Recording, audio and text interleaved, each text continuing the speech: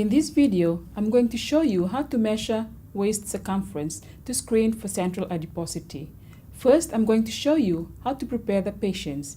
Secondly, I'm going to show you how to measure the waist circumference. And finally, I'm going to show you how to interpret the results from that measurement. It is important that patients should be standing erect with arms at the sides, with their feet positioned close together and their weight evenly distributed across the feet.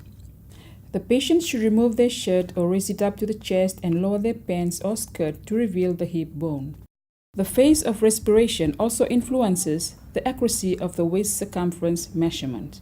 The waist circumference should be measured at the end of a normal expiration, when the lungs are at their functional residual capacity or at minimal expiration.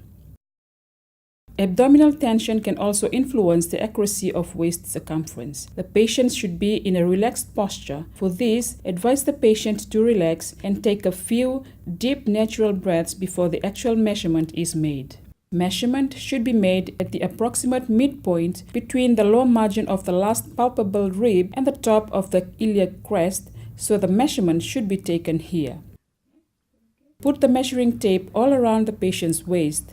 The accuracy of waist measurement depends on the tightness of the measuring tape and on its correct positioning. The measuring tape should be parallel to the floor, and the tape should be snug around the body but not pulled so tight that it is constricting.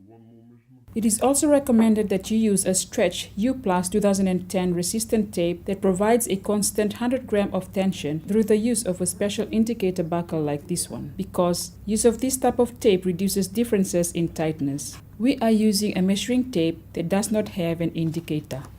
The result of the measurement is the value of the measuring tape that is right on top of the zero. The measurement should be taken twice and the results of both measurements averaged to obtain the final result. In this case, the result is 102.5 centimeters. The result of this second measurement is 102.0 centimeter. If the difference between the first two measurements is greater than 0.5 centimeters, then a third measurement should be taken and the average should be taken from the two closest values. Because the values of the two measurements I have just taken are less than 0.5 centimeters apart, I average them and I obtain the final result, which is that the patient's waist circumference measures 102.25 centimeters.